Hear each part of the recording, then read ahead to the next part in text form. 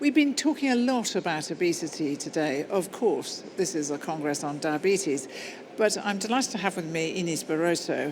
Ines is from Cambridge, and just tell us about the centre where you work, first of all.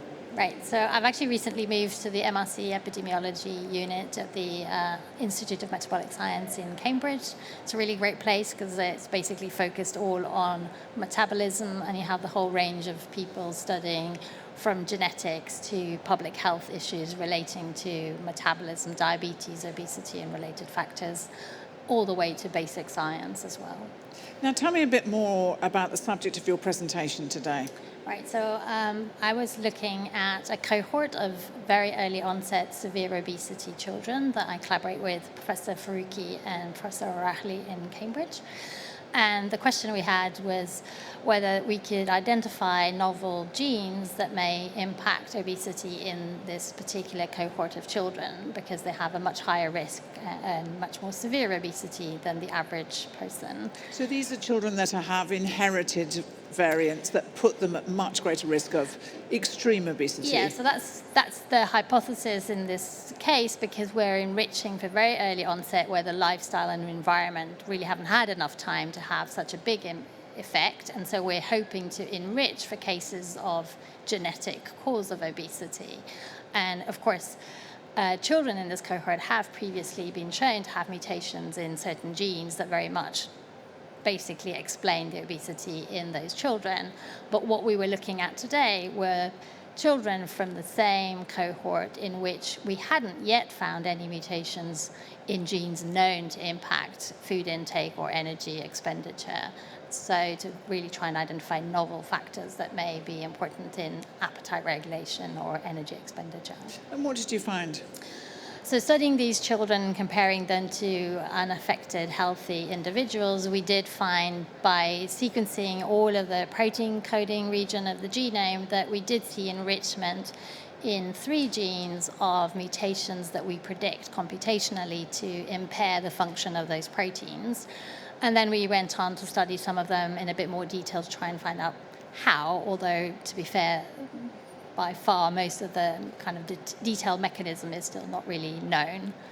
And then we also went on to evaluate whether particular sets of genes that fall in either pathways or groups of genes might carry a higher number of these very mutations predicted to impact the function of these proteins if they were more common in the obese children than they were in the healthy controls. And again, we do find some evidence for some groups of genes harboring these mutations more commonly in the children than in the healthy controls. What kind of function do the genes have that you're finding have these variable constituents? Yeah, it's a very good question, and it's a hard one to answer because in particular the 3 genes that we find haven't really been well characterized. So the big question is, how do mutations in these genes impact obesity? And the work that we've done is still quite early on in the process of trying to figure that process out. In one of them, we have a little bit more data that suggests that the gene may impact the actually very well-studied leptin-melanocortin pathway that regulates appetite.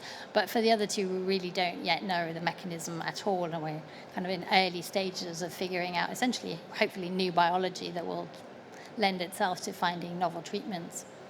And Steve O'Reilly and Sadiq Faruqi have had a tremendous track record, haven't they? Oh, yes. In finding these genes that impact upon obesity. And I guess, you know, these genetic causes of obesity, extreme obesity, are very rare, but actually what they tell us about the common is often very, very important. Yes, certainly, because I think you can think of these as telling us a lot of important pathways that when they go very badly wrong can cause extreme forms of obesity, but maybe when they just go subtly wrong contribute to common obesity. So I think these cases are always like experiments of nature where you can learn a lot about basic biology and important pathways that then have obviously a role in all of us and in controlling our weight. This unit is an absolute top science, acknowledged as world leading.